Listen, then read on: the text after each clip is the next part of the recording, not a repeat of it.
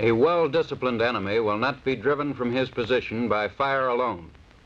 Making full use of cover and concealment, he will remain in his position until driven out in hand-to-hand combat.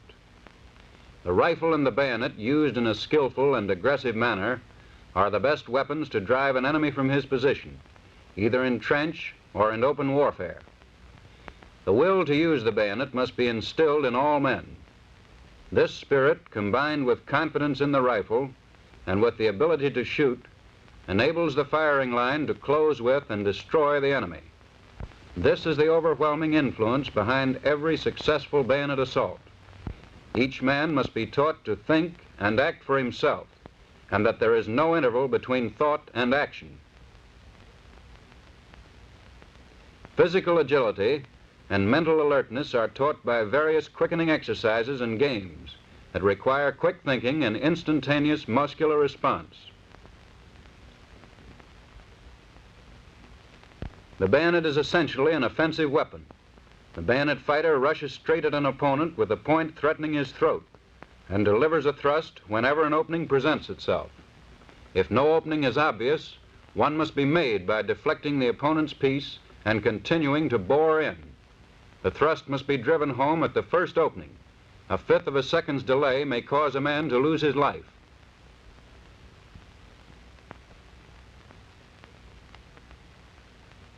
For preliminary instruction, the group is lined up in a single rank with an interval of 3 paces between men.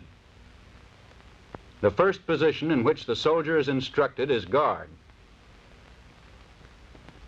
The rifle is held firmly but not rigidly with both hands, without canting. The point of the rifle is directed at the opponent's throat. The left hand, palm against the side of the rifle, is at the most convenient position in front of the rear sight, so that the left arm is only slightly bent. The right hand, palm to the left, grasps the small of the stock, and the right forearm presses the upper part of the butt to the body. The legs are separated as in taking a natural step and meeting with resistance, with the left foot leading and both knees slightly bent. The position is not constrained in any way, but is one of aggressiveness, alertness, and readiness to spring forward in instant attack. One of 3 methods may be used to take the guard position. First, throw the piece forward with the right hand, grasping it simultaneously with both hands in the guard position.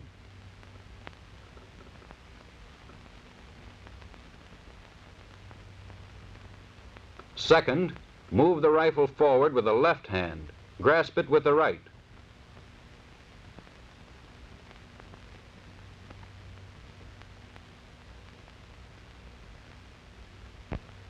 Third, move the rifle forward with both hands between the bands and re-grasp with the right hand at the small of the stock.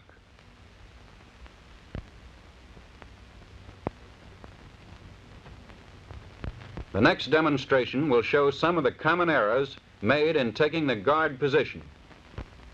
Cut! Well, that looks pretty good.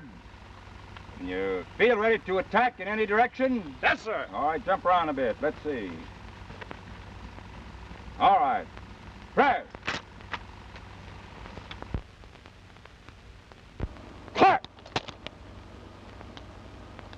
Your left arm should be bent slightly. See there, you didn't have the butt of the rifle braced. Keep the rifle braced between the forearm and the body. Take it. Now, if the arm is straight, then when you thrust, step forward to thrust, you will not impart a darting effect to the point. Watch. See that? The point goes forward the same speed the body does. Makes it easy to evade. But if the arm is bent slightly, then when you straighten it when you thrust, you impart a darting effect which makes it hard to judge. See that? All right, now take the correct position. That's better. Rest.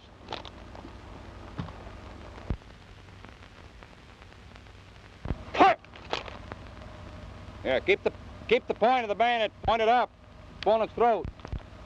That'll have a demoralizing effect on him, cause him to flinch. When you advance on him, you wave back and forth in front of his eye.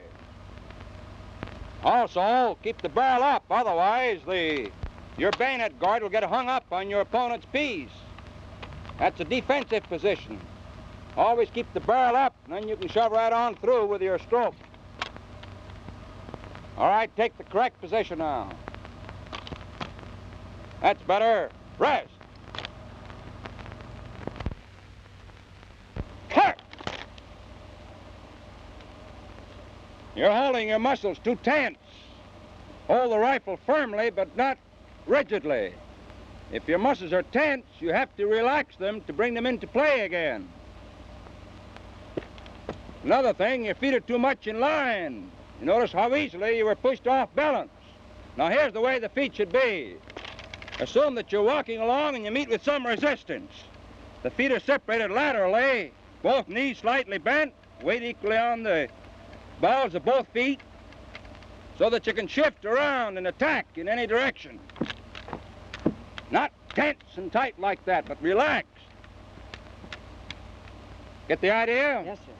All right, take the correct position. That's better. Press. Cut. Well, your position is not aggressive enough. You're leaning back too far. Lean forward this way. That's it. Better. Your right foot is pointed to the right.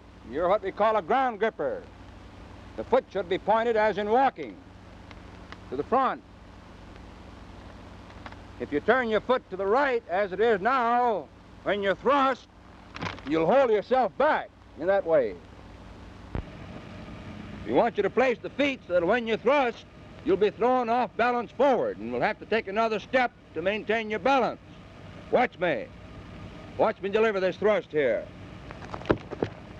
Notice, carry it into your opponent. That's exactly what we want. As long as you stand off, you're at a disadvantage, but you're at an advantage if you get in close to him. All right, now take the position correctly. Get the right foot around more. As in walking, get a good flexible position. That's it. Rest. Cut! That's a good position.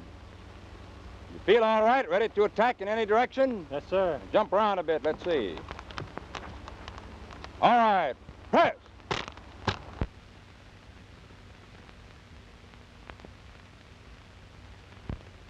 To continue executing the movements by command will produce mechanical execution, deaden the initiative, develop hesitation, and ignore the training of the soldier's eye.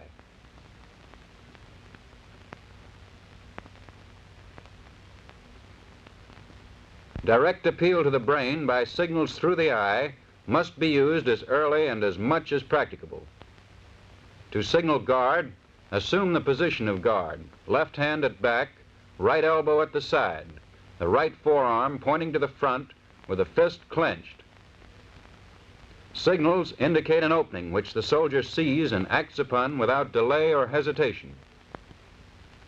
Each soldier must be taught to think and act for himself, and as far as possible to execute the exercises without command.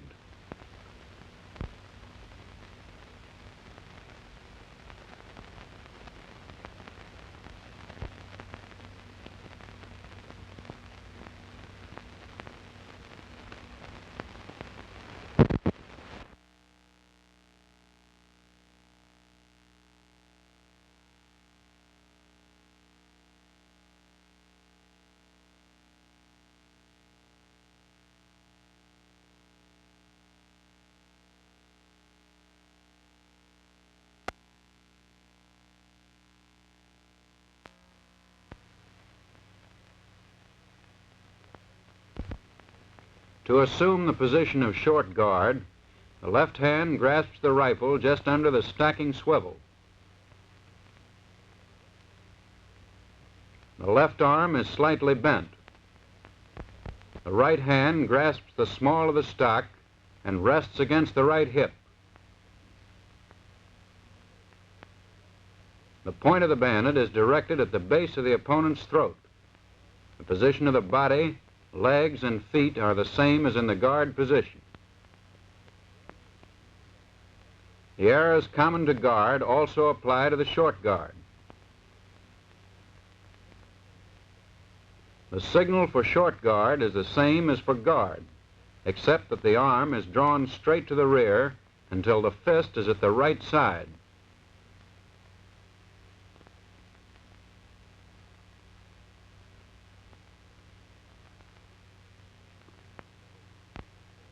The next position is high port. From the guard, without changing the grasp of the hands, carry the rifle diagonally across the body until the left wrist is level with and in front of the left shoulder.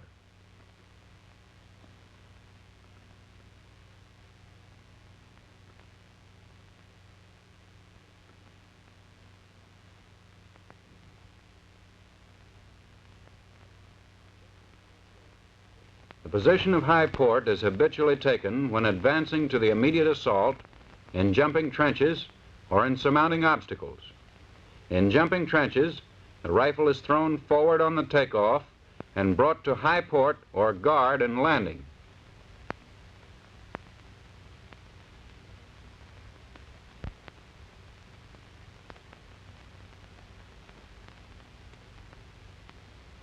To assume the position of rest from guard, lower the piece smartly to the side, with the butt resting on the ground near the right foot and the right hand grasping the piece above the lower band. The feet remain as in the position of guard. The position of rest is taken frequently to permit physical relaxation after vigorous and aggressive execution of the various movements.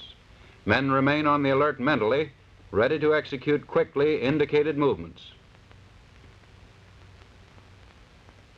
Speed is an important factor in bayonet training.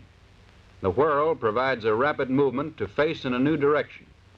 Men must be instructed to whirl about and to deliver a thrust, a butt stroke, or a blow in a decisive, aggressive manner.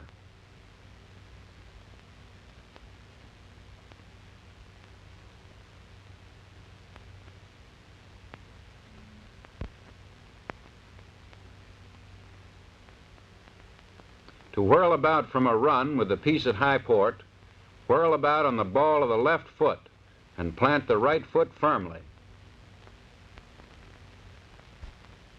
At the same time, snap the piece down and assume the guard position.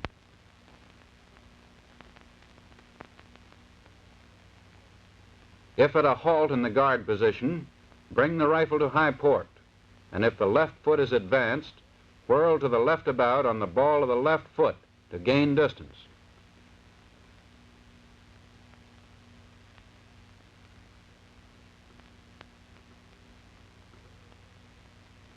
Whirl to the right on the ball of the right foot if it is desired to close in.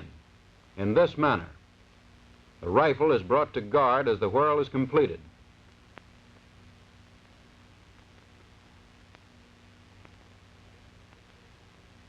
If the right foot is advanced, whirl to the right about on the ball of the right foot to gain distance, and to the left about on the ball of the left foot to close in. Here are some of the common errors of the whirl. Distance was not gained in this whirl, with the result that the point of the bayonet was beyond that of the opponent. It is best to gain distance when whirling about to meet an attack from the rear, to avoid whirling into the bayonet point of the opponent. The whirl should be executed without hesitation. Also, keep your point between yourself and your opponent. This is an excellent whirl. It put the point of the bayonet in a threatening position. If the rifle is kept at guard while whirling, as in this case, the point may go beyond an opponent, closing in rapidly. By bringing the piece to high port, the piece will be in a position to fend off blows as one whirls.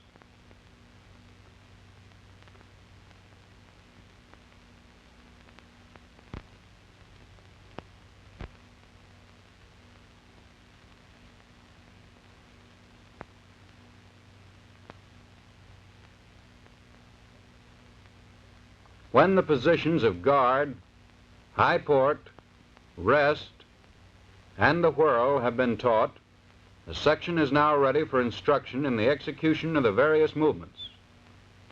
The section is formed for bayonet training in 2 ranks, 10 yards apart, facing in, and with 3 paces between men. The position of guard is assumed. At the signal to assemble, each man comes to high port and runs to his position in the section. Each man, except the base man, runs directly to his proper position, taking the guard position on arrival. This formation provides each man a target at which to direct the various thrusts and strokes. Exercises are practiced slowly by the numbers, beginning with the guard and rest positions.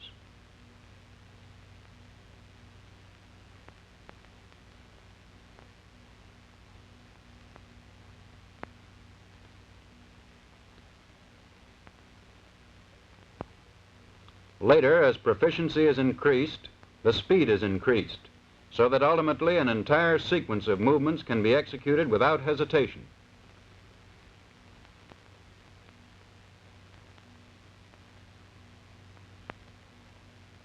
The point of the bayonet should be directed at the opponent's throat, especially in hand-to-hand combat, so that a few inches penetration will easily inflict a fatal wound. Other vulnerable and frequently exposed parts are the face, the chest, the lower abdomen, the thighs, and when the back is turned, the kidneys.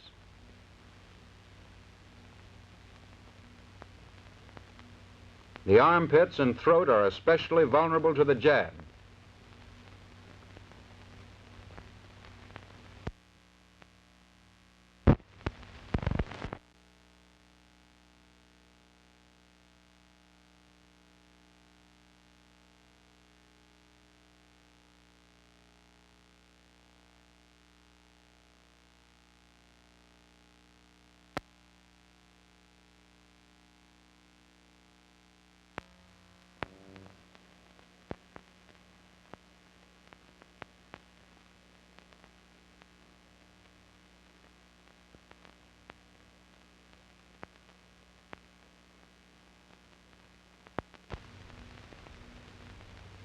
The long thrust is the most effective blow that can be delivered from the guard position.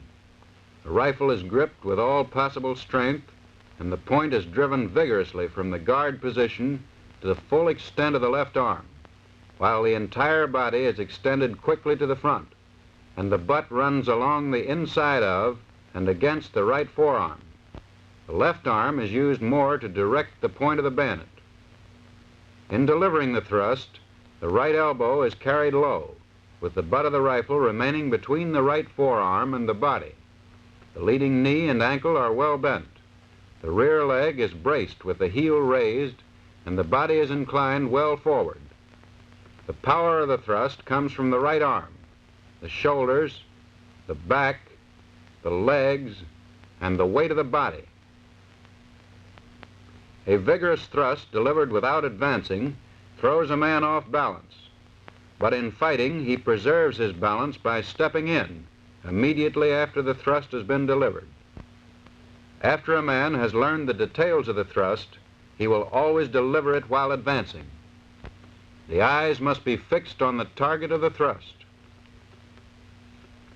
In making thrusts other than straight to the front, the leading left foot should move laterally in the direction in which the thrust is to be made at an opponent, at a range of 5 feet from the attacker's eye. The darting forward of the point at the last instant gives it added speed, making it more difficult to judge. Long thrust. That's a very good thrust. Had lots of power and dart in it. Body's well extended. Leading knee and ankle are well bent. Body's braced between your right forearm and your body. Very good. Recover. Long thrust. Recover. Now you made the error of telegraphing your thrust by drawing the rifle back just before you thrust, like this. That enables your opponent to avoid the thrust. Remember that quickness and deception are important factors in bayonet fighting. Don't let your opponent know when you're going to thrust. To do this, you must thrust out from the guard position. You get sufficient power by straightening the left arm and stepping into the rear foot. Watch me in this manner. Get the idea? All right, try it. Long thrust. That's better. Notice the darting effect you got to the point there. Straight out. Recover. Long thrust. Well, the butt of your rifle is too low, not braced. Show you what'll happen when that's the case.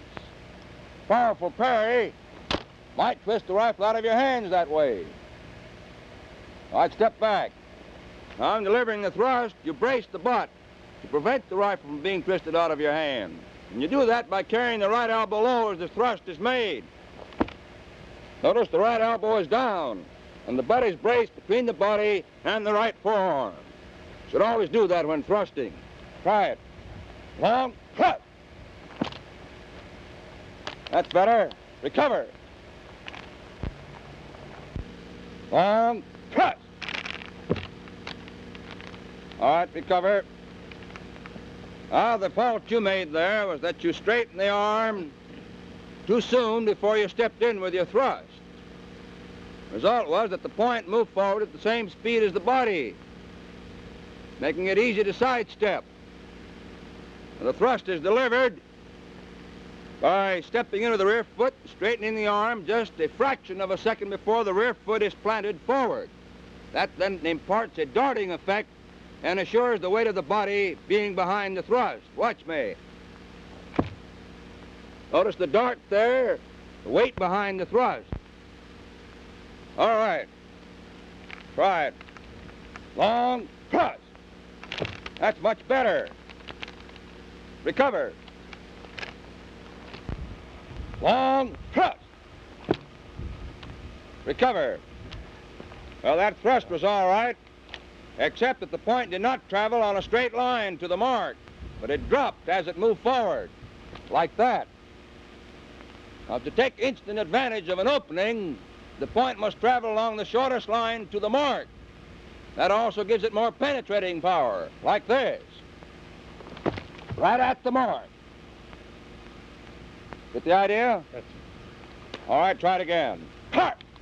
Long thrust. That's better. Recover. Cut! Long thrust. Your body is too erect. In delivering the thrust, the body's inclined forward, so that the leading knee and ankle are well bent. That increases the reach and also gives greater power to the thrust. Now come forward, way forward. That's it. Get well behind the piece that way. All right, execute it. Long thrust. Good. To signal long thrust, place the right palm, fingers apart and extended, to that part of the body toward which the thrust is to be made.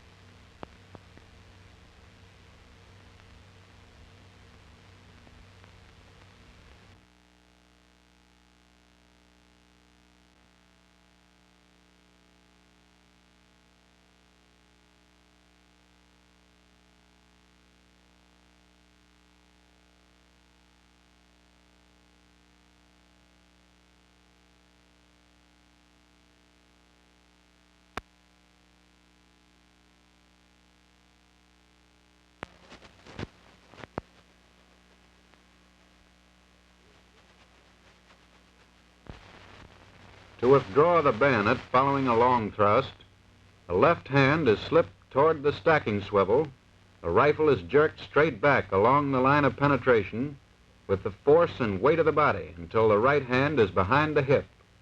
This without unduly relaxing the grip on the small of the stock. Notice that the weight of the body is carried to the rear by straightening out the leading leg and the body at the waist. The foot in rear will be advanced quickly as the left hand is slipped forward. unless the proximity of the transfixed object renders it unnecessary.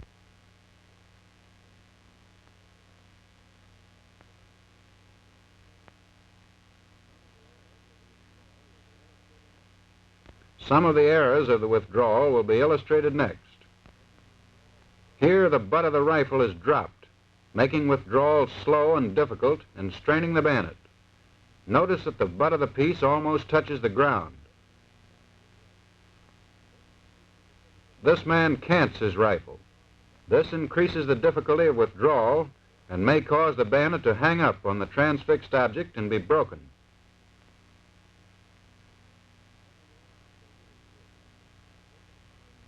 Only the arms are used here. The weight of the body must be thrown into the action to force quick withdrawal. There is no force to the withdrawal as this man does it.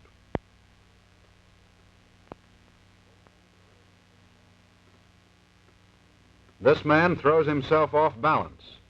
A man must be in a position upon completion of the withdrawal to move about and resume the attack.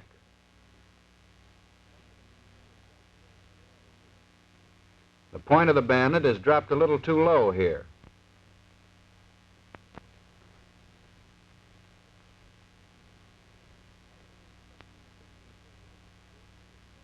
After instruction has been completed in the positions of guard, long thrust, and withdrawal, the instructor demonstrates the sequence of movements to a group under instruction. The movements are to be executed slowly at first, and the speed increased as the group becomes more and more proficient. Here is a group under instruction.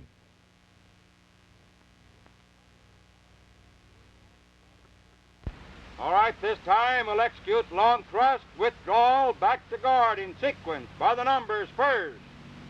Hup! Now then, you'll execute long thrust and hold. Hup! Now at 2, you step up with the rear foot, slide the left hand to the stacking swivel. Hup! Next, you'll withdraw. Hup! Back to guard. Whirl, hup! Back to your places. This time you'll execute the long thrust with the 1, 2, and hold. Hup! Withdraw. Back to guard. Whirl, hup! Back to your places. Entire sequence. Hup!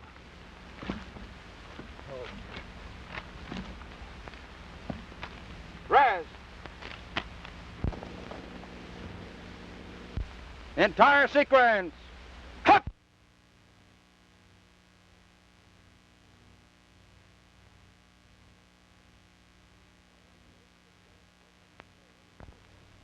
Following this, the class working in pairs and without command practices the execution of the movements by thrusting at the opposite man's hand as it is placed in various positions on the body.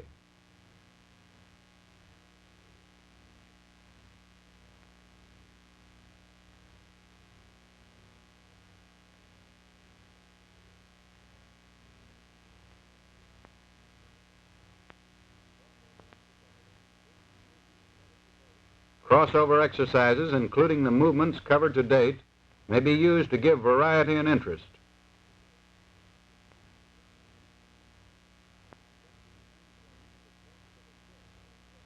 The section is then trained to thrust at a disc or circle painted on a dummy at a distance of about 5 feet.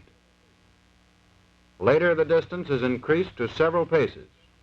The bayonet is withdrawn, and a forward threatening attitude is assumed immediately at the side of or beyond the dummy.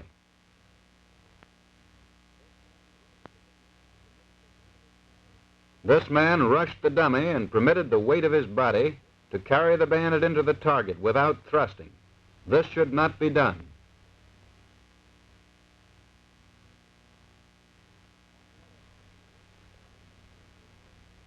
On the other hand, rushing a dummy and gently pricking it with the point of the bayonet because of misjudged distance or faulty use of the arms should not be done.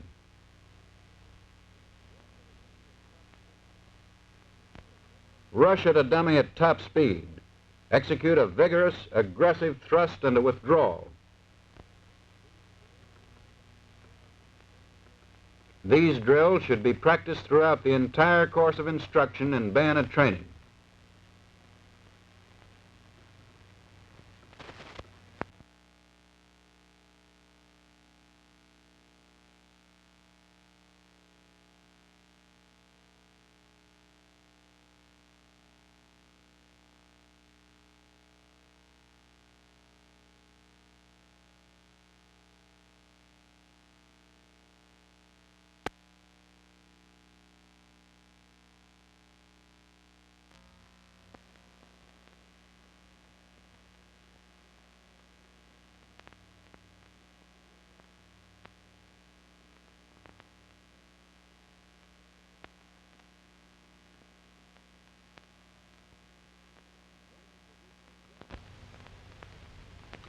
From a position of guard, short guard is assumed by shifting the left hand quickly toward the muzzle and drawing the rifle back until the right hand is against the right hip, without unduly relaxing the grasp on the small of the stock or moving the butt of the piece upward or downward. The point is at the height of the neck. The short thrust is vigorously delivered to the full extent of the left arm, as in the long thrust. When immediately preceded by the long thrust, the short thrust is delivered from the position of withdrawal from the long thrust. It is delivered vigorously to the full extent of the left arm. Errors are common to those of the long thrust.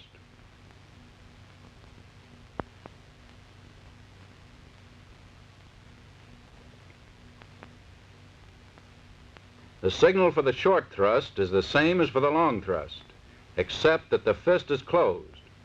Proper position for the movement is taken when necessary upon the signal short thrust.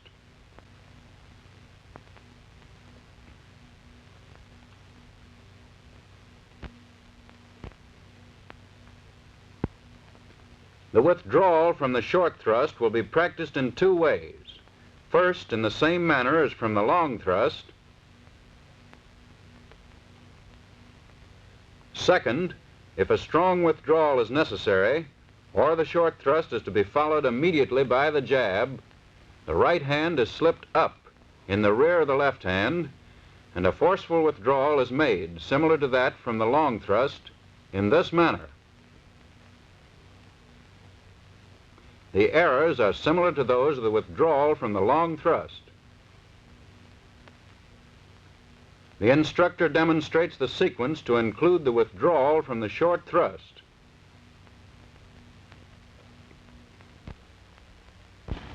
All right, now we will execute the sequence: long thrust, withdrawal, short thrust, withdrawal, back to guard in detail. Start! We'll execute long thrust, withdrawal, and hold. Hop! Now then, from this position, step in, deliver your short thrust, and hold. Hop! Now next, you will step up with the rear foot. At the same time, bring the right hand to a position immediately below the left. Hop! Now then, with a downward pressure of the left hand and upward pressure of the right, yank the piece straight back. Hop! Back to guard. Whirl, hop, back to your places. Long thrust, withdrawal, and hold. Hop! Now then, step in, deliver your short thrust with the 1, 2, and hold. Hop! Yank it back. Back to guard. Whirl, hop, back to your places. Entire sequence. Hop! Lots of drive.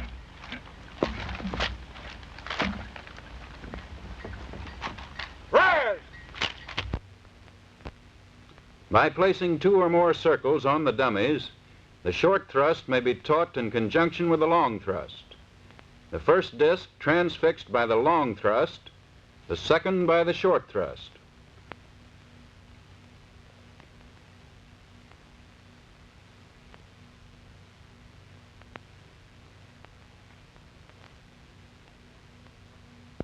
The jab is the movement immediately following the withdrawal from the short thrust. The rifle is brought to an almost vertical position close to the body along the outside of the right leg, with the butt near the right foot.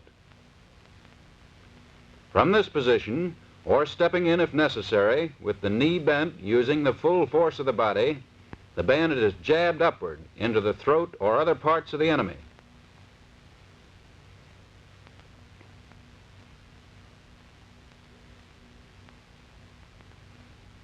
We have seen the movement in slow motion.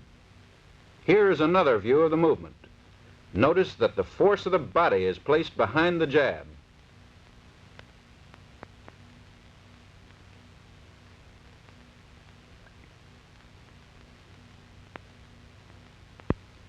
Now we will see the jab at normal speed. The section now demonstrates some of the common errors. This is a correct jab.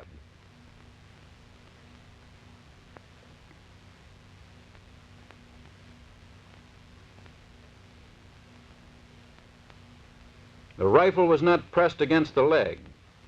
Pressing the rifle against the leg during the jab ensures it's traveling in a straight line. The right hand is too low. If both hands are close together, it is easier to direct the point and apply more speed and power.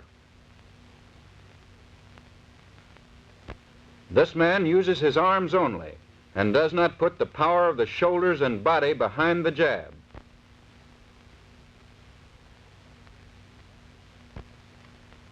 This jab is too high and not vigorous.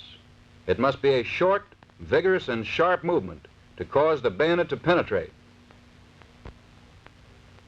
The signal for the jab is given by placing both closed fists under the chin.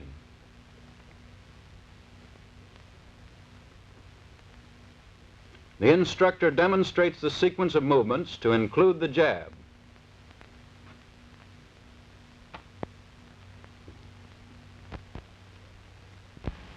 All right, now we'll execute the sequence: long thrust, withdrawal, short thrust, withdrawal, and jab.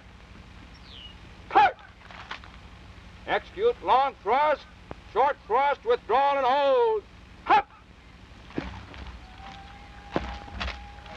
Now then, from this position, you will jump forward. At the same time, lower the butt of the rifle so that the rifle is almost to a vertical position, keeping the stock of the rifle against the right thigh. Hup!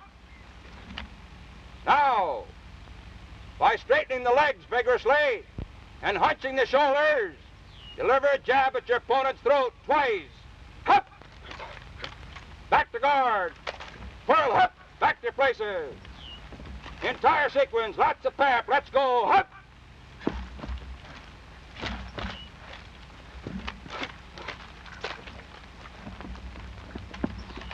Rest. Well, that sequence was executed all right as far as the movements of the bayonet and the feet were concerned. But you made one bad fault. You hesitated, paused between your movements. You executed that sequence too much in cadence, somewhat like this.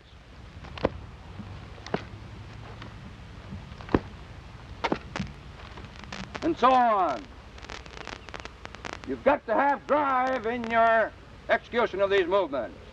It's very important that there be no time between execution of movements.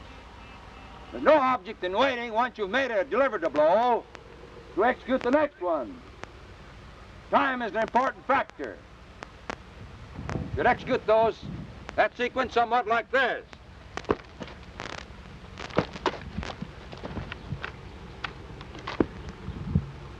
Get the idea? Always get the point back immediately. Ready in position to hit, or hitting, or recovering from a hit.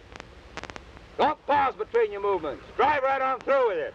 All right, try it again now. Ready? Hup! It is important that the bayonet fighter keep the point between himself and his opponent. In case the opponent sidesteps, a rapid withdrawal will put the point in position to jab. The movement is executed slowly at first, and later the speed is increased. The coach jumps back after each signal to permit the pupil to execute the movements and to have a target at which to aim.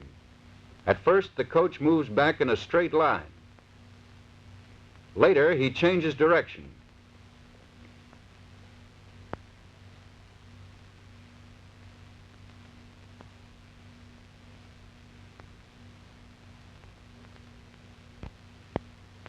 Men are further trained in the sequence of positions by the use of the coach and pupil method. Starting from guard position, long thrust, withdrawal, short thrust, withdrawal, and jab are executed in sequence. Group exercises follow, with each member of the pairs alternately acting as coach and pupil. Mental alertness coupled with speed and accuracy of execution are taught by this method.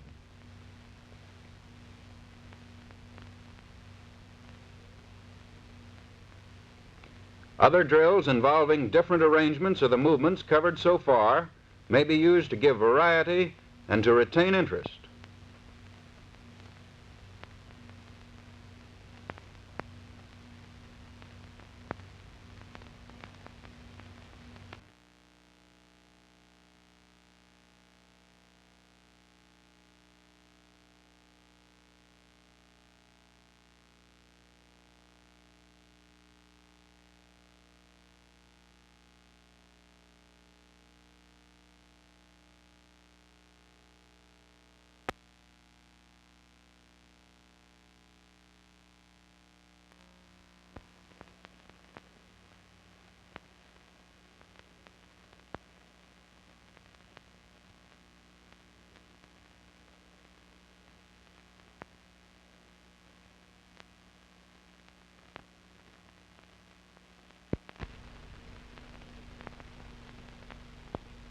the parry right from the position of guard.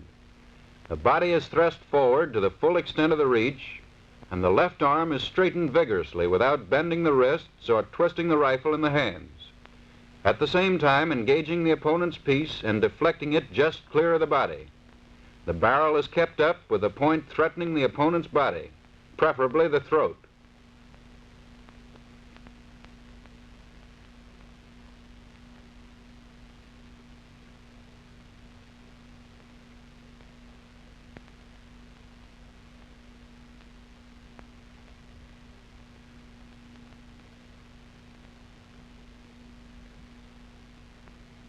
This shows how the opponent's piece is engaged with the point threatening the throat.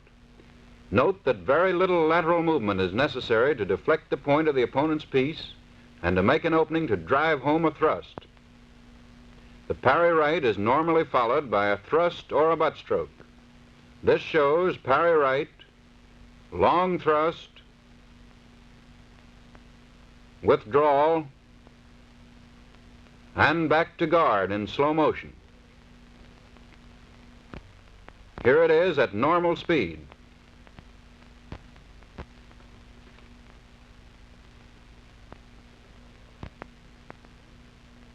In the parry left, the point is carried out of line with the opponent's body, but can be brought back quickly as it is nearer the line than the opponent's point.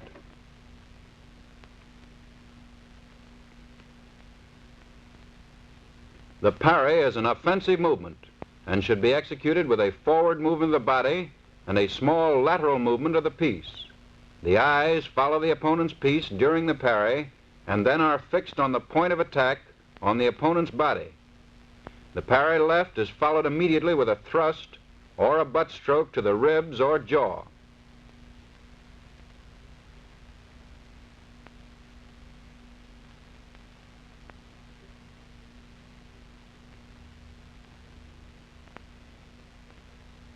Following the demonstrations by the instructor, the various errors are pointed out. This parry is correctly done.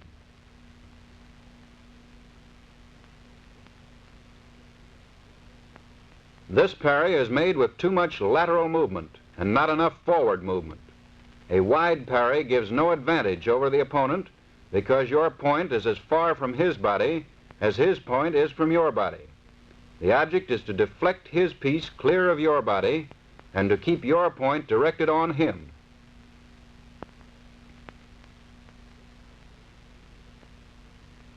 This man does not keep his eyes on the opponent's piece.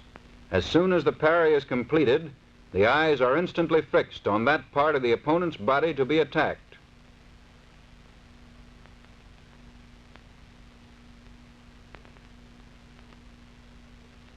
The arms only are used in this parry with no force behind the movement.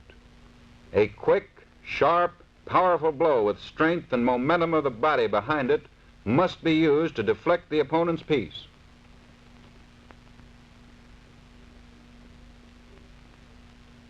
This man crosses his arms in making the parry, getting into an awkward position from which it is difficult to recover quickly and exposing himself to attack or loss of his piece during the movement.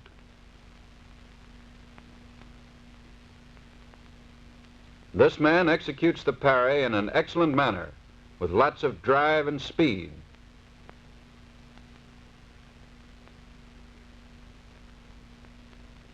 To signal a parry, strike a blow diagonally across the body in the direction of the parry with the fists closed. Men will be taught to execute the parries upon signal. The parry may now be used in the sequence of movements, on signals.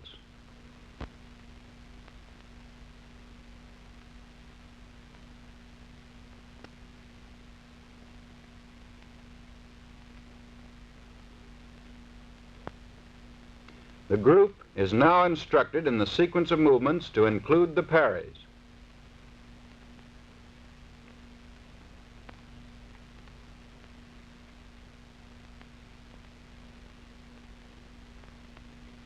The training stick is used for instruction in parrying. Working in pairs, one man thrusts the padded end of the stick and the other man parries the blow. Each pair works independently with the instructor supervising the exercises.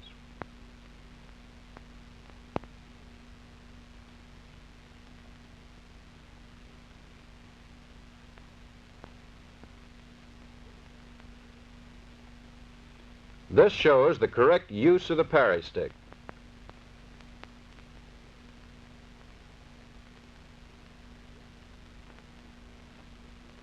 This man is swinging the stick into the pupil from the side, causing a wide, sweeping parry by the pupil.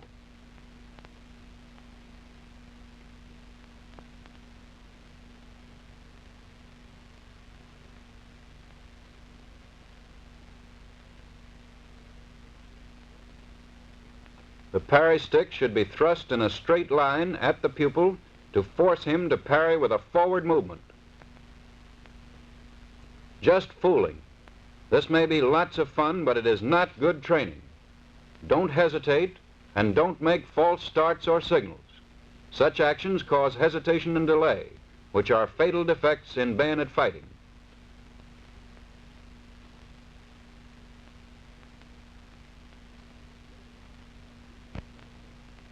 Later, the pupil is taught to execute a parry, followed by a long thrust, a withdrawal, and back to guard position. One end of the stick has a rope loop through which a thrust is made when that end is presented. The training stick is used in this work with the pupil increasing his speed and vigor as his proficiency increases. The coach and pupil method is used with the pairs alternating with the stick. Here, the entire group is at work with each pair executing the movements independently, under the supervision of the instructor.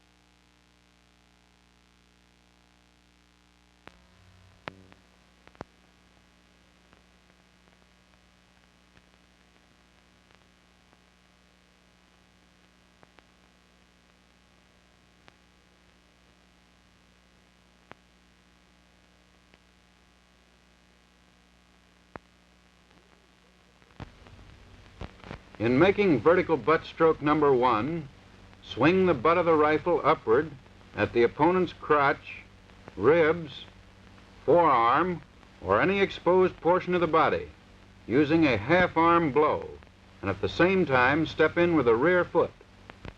This is a powerful stroke.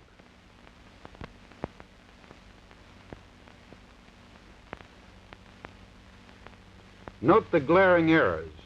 This man swings the butt too high above his face and exposes his body to attack. Always be prepared to fend off or deliver another blow. This man keeps his arm too straight and is off balance.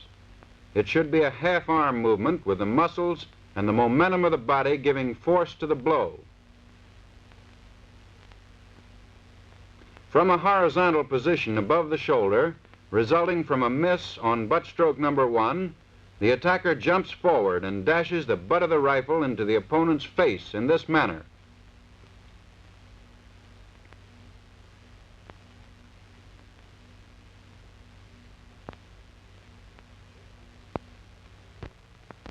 This man makes the blow too low, with loss of accuracy, power, and balance, and exposes himself.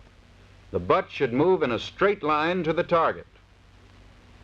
Having missed the blow, the attacker closes in again and slashes his bayonet on the opponent's head or neck. In the event of a miss again, the attacker will be back in the guard position. This man makes his blow in a vertical arc so that it would strike the opponent's helmet.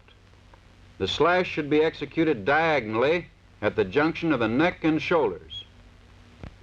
If the point is beaten or brought down during the slash, the butt can be used effectively by crashing it down with an overarm blow. If the opponent is still out of distance, return to the guard position.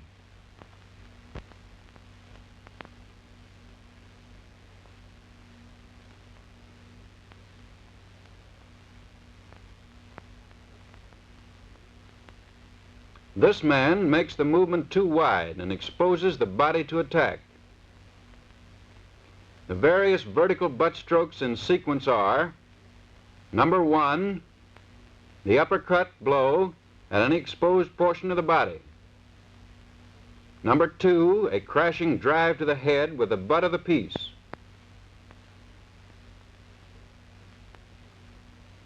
The slash downward aimed at the opponent's neck and shoulders.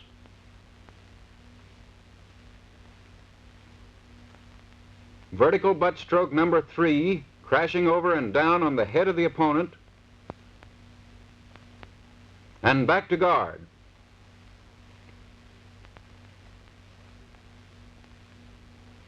After the demonstration of the sequence by the instructor, the group practices the various vertical butt strokes.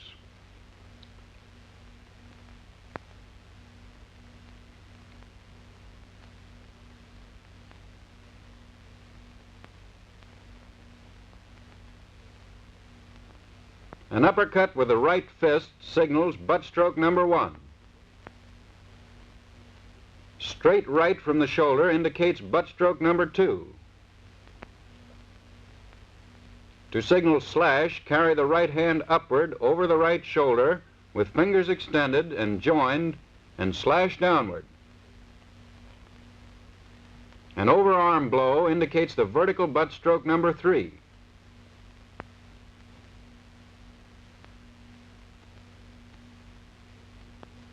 The men are next trained to go through the vertical butt strokes in sequence by use of signals.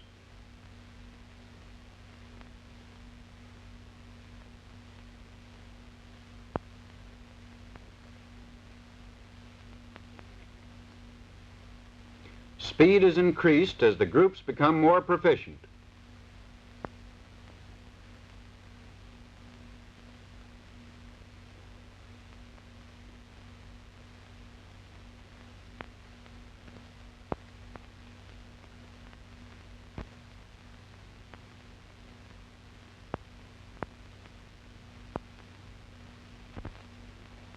Next, horizontal butt stroke number 1. With a half-arm blow, swing the piece at the opponent's jaw while advancing the rear foot.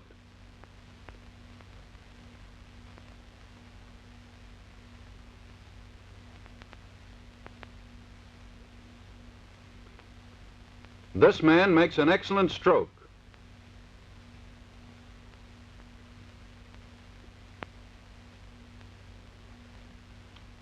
This man makes his stroke too wide and uncovers himself and loses his balance. He is not ready to deliver another blow. This man's arms are too straight. He loses power and accuracy. The momentum of the body and the power of the shoulders should be behind the blow.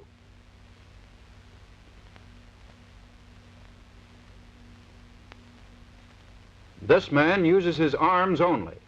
This gives a weak, puny blow, lacking the driving power of the body. If the opponent jumps back and the first blow misses, the rifle is above the left shoulder. The attacker will jump in and dash the butt of the piece into the opponent's face or slash the bayonet against the opponent's neck.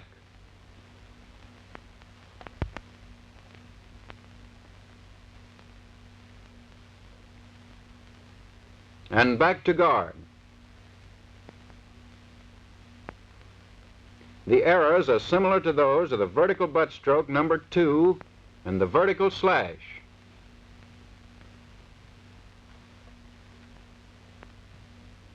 The signal for horizontal butt stroke number 1 is given by making a right hook.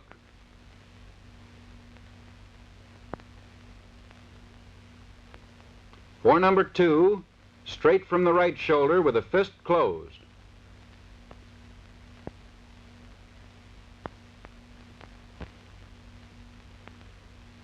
For the slash, carry the right hand upward over the right shoulder with fingers extended and joined, and slash downward.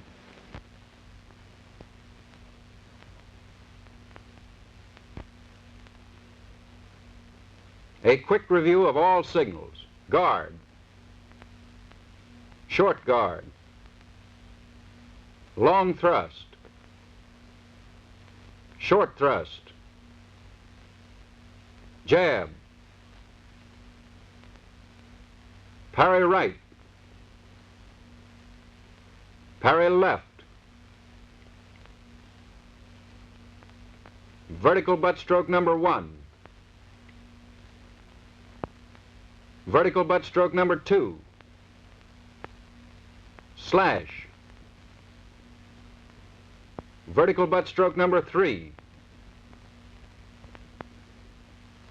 horizontal butt stroke number 1, horizontal butt stroke number 2,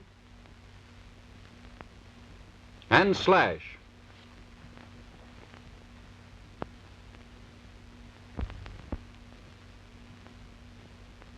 A review of the movements from guard to jab inclusive in slow motion. Guard, long thrust,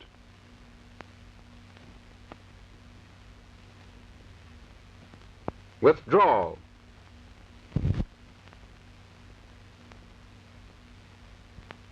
short thrust,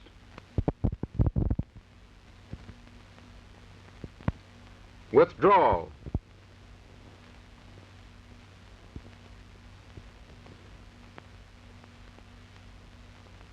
jab,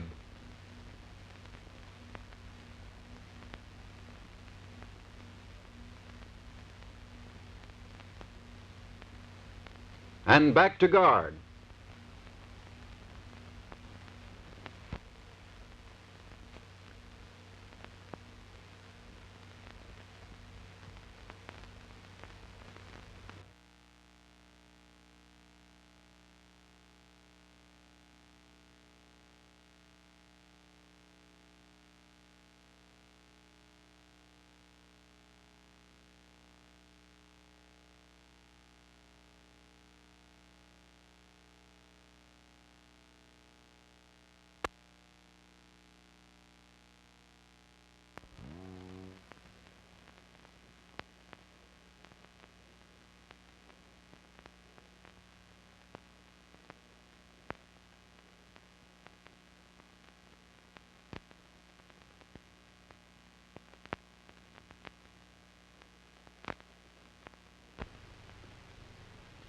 The training stick is used to obtain good direction and quickness in the use of the bayonet. The men work in pairs as coach and pupil. One end of the stick is padded and the other has a rope ring. Parries and butt strokes are made with a padded end. Thrusts and jabs at the loop end.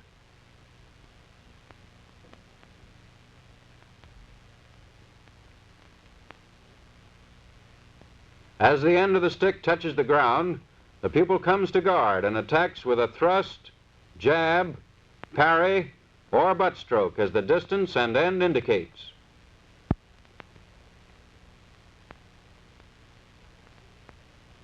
Squad exercises with the training stick are used to arouse interest and to teach quickness of action. Members form a large circle and execute the movements indicated by the man with the stick. A miss with a long thrust is followed by a withdrawal, short thrust, withdrawal, jab. Presenting the padded end brings butt stroke number 1. A miss, butt stroke number 2, slash, and so on until the stick is hit or has been grounded. By having the members of the squad face outward, each must whirl about to execute the indicated movements. Much of the value of these exercises results from alertness and quick thinking by the man with the stick, in keeping the members of the squad alert and in giving variety to the movements.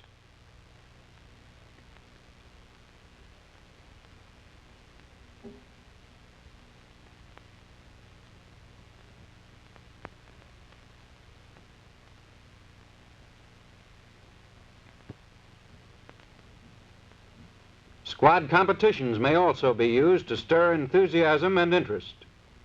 Each man in the line has his stick in position for one of the thrusts, butt strokes, or the jab. Flagrant loss of balance, useless movements of the piece, or a tendency toward wildness should be counted against the squad scores.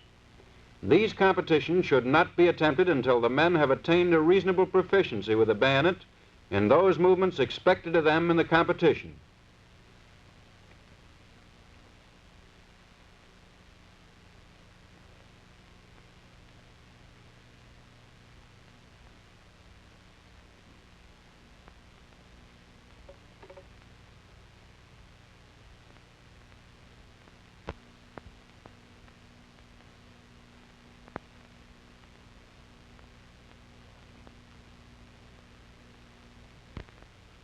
The first method of disarming an opponent armed with a rifle and bayonet. Close in fast and fend off the opponent's thrust with the right hand. Step forward and seize his left hand with both hands, your left over his palm, the right over his fingers. Make a sharp twist outward and upset your opponent by pushing him backward as you trip him with your right foot or leg.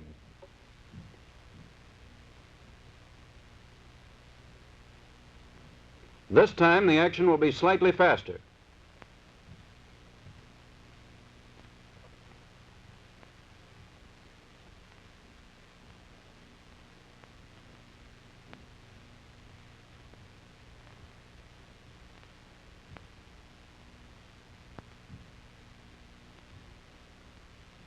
From another viewpoint, slowly.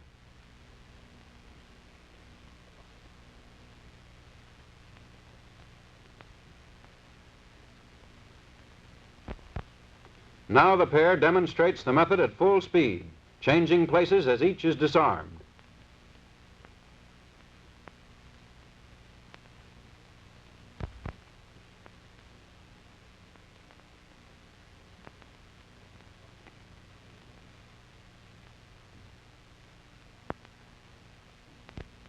The second method. Fend off the opponent's thrust with the right hand. Step in and grasp his rifle just below the bayonet with the left hand, back of hand down. At the same time, hack or grasp his left forearm with the right hand. And continuing to bear down on the arm, swing the rifle violently upward and over to the right, and step in and kick or bring the knee into the opponent's body.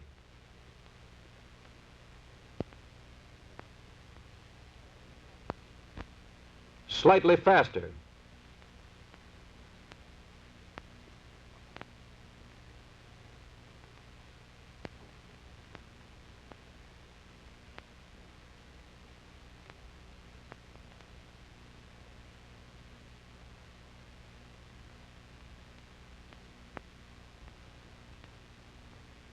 And now at full speed.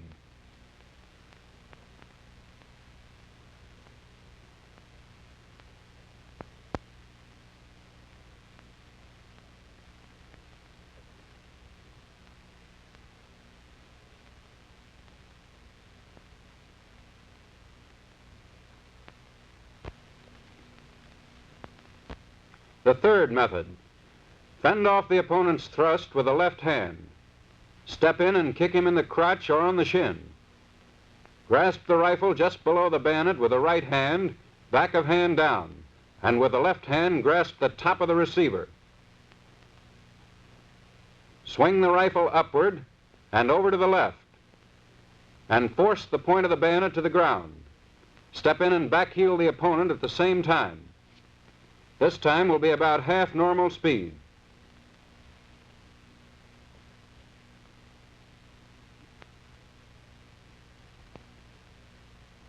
And now at full speed.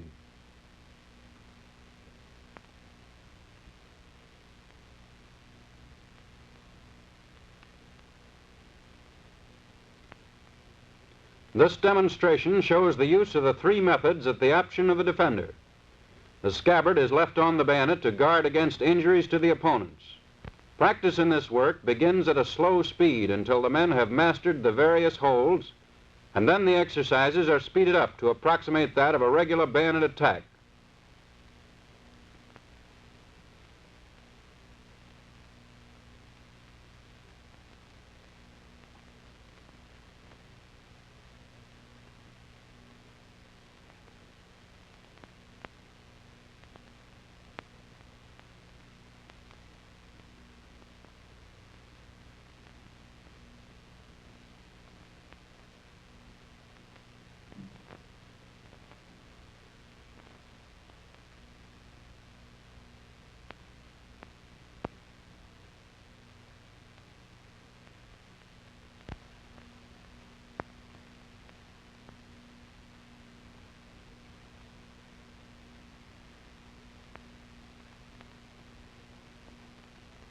To disarm an opponent attacking with a knife in the overarm attack. Close in fast. With the left forearm, block the knife arm before it becomes extended. Carry the right forearm in rear of the opponent's forearm and grasp your own forearm with the right hand. Backward pressure will cause the opponent to drop the knife and may break his elbow.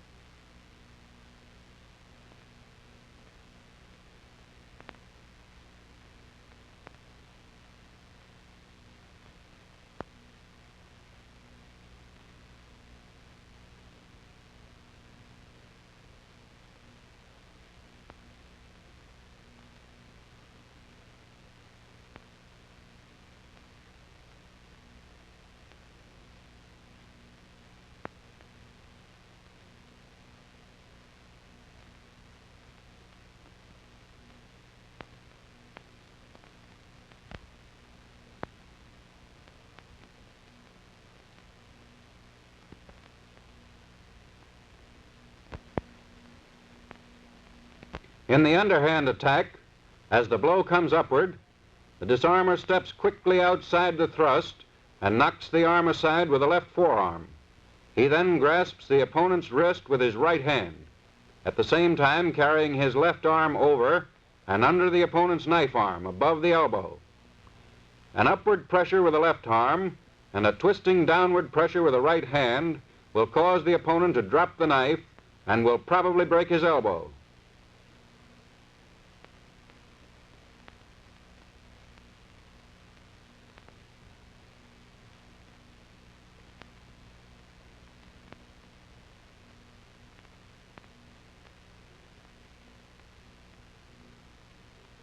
Speed, aggressiveness, and accuracy are increased by men working in pairs and disarming each other by the various methods.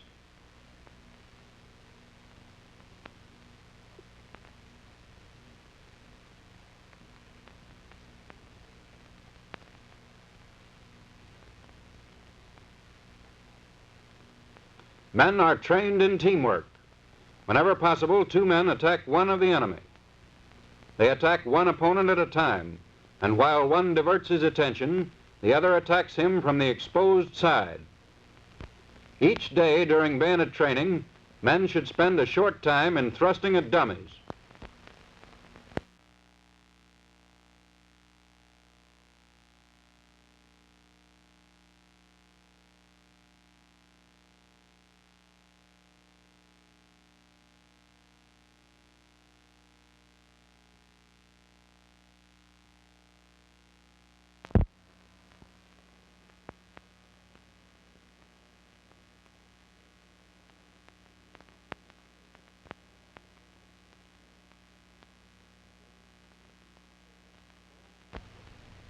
The bayonet qualification course consists of 8 dummies, which are targets for parries, thrusts, jabs, and butt strokes. At the end of the course, there are 2 E-targets representing a fleeing enemy. A cardboard disc, 6 inches in diameter, is pasted on each dummy except the butt stroke dummies and the jab dummy to provide targets for thrusts. On those dummies requiring a parry prior to the thrust, the cardboard disc is located so that it is necessary to make the parry in order to score a hit on the disc. All long thrust and butt stroke dummies are equipped with parry sticks. Dummies of this type require either parry right or left before executing the long thrust.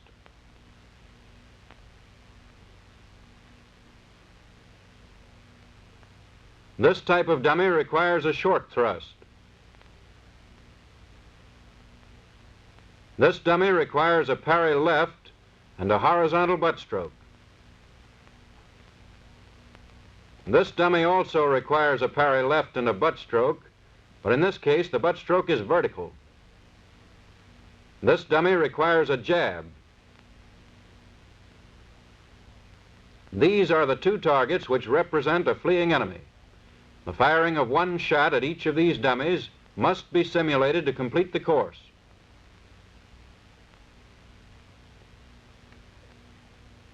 In running the course, the proper stroke, thrust, or parry must be made at each dummy as prescribed in the basic field manual on instruction with a bayonet. Judges start, time, and award all scores. The maximum score is 66 points. Each correctly executed parry scores 2 points. Execution of the proper thrust so as to cut the cardboard disc and penetrate the dummy scores 6 points for each target requiring a thrust. Each butt stroke dummy must be completely upset by the butt of the rifle for a score of 6 points each. A correct jab gets a score of 6 points. The correct simulation after arrival at the firing point of firing 1 round at each of 2 targets earns 4 points per target. Only 1 thrust, jab, or butt stroke per dummy will be allowed. Those running the course will wear the service uniform without hat or coat. No hobnails or spikes will be worn on the shoes. All men running the course will wear the web cartridge belt for the rifle. Failure to attack any dummy or to simulate firing at least 1 aimed round gets a score of 0 for the trial. Time required in excess of 40 seconds cancels all score credits. Let us observe more in detail how the course is run. The soldier takes the prone position in rear of the starting point. At the command, "Up," he springs to his feet and with the rifle at high port runs toward the first dummy. He assumes the guard position 5 paces from the dummy and, arriving in proper position, executes a parry left, long thrust and withdrawal at number 1. At number 2, he executes a parry left and a horizontal butt stroke. At number 3, a parry left, long thrust and withdrawal. At number 4, a short thrust withdrawal. At number 5, a parry left and a vertical butt stroke.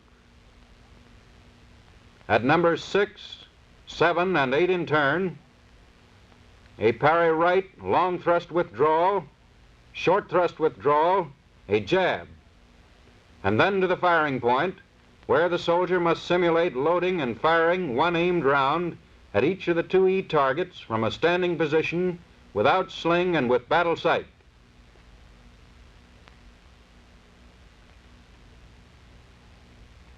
This time the action will be at normal speed. In position, up. At number 1, parry left, long thrust withdrawal. At 2, parry left and horizontal butt stroke. At 3, parry left, long thrust withdrawal. At 4, short thrust withdrawal. At 5, parry left, vertical butt stroke. Next, parry right, long thrust withdrawal, short thrust withdrawal, jab. And at the firing point, simulate loading and aiming 1 round at each target.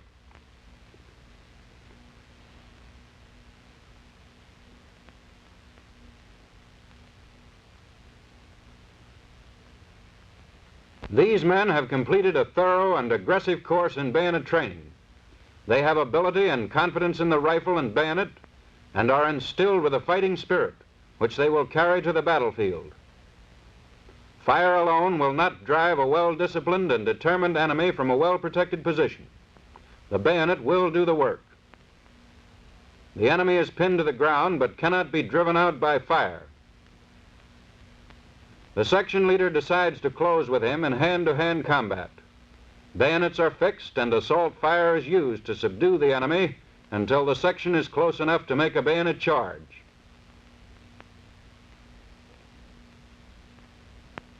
The time has come for that charge. The enemy, fearing the threat of cold steel in the hands of a determined foe, gives up his position and flees in disorder.